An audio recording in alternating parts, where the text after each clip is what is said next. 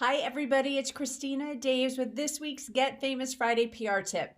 This week, I want to talk about television. If you're interested in pitching television, one of the things to think about is, do you have visuals? Because television is very visual. So if you have a product, absolutely, you want to talk about that. And that's what you want to share. You want to bring that on. But your story can be visual.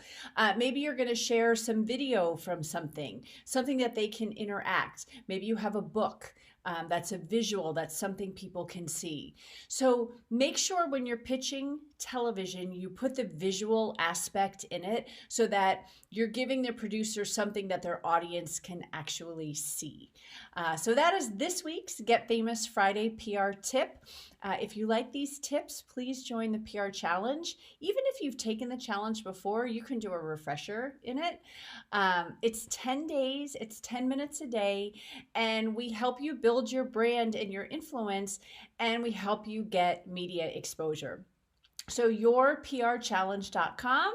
I will see you there. We have a private Facebook group. I'll see you in the Facebook group, and then I'll see you in the media.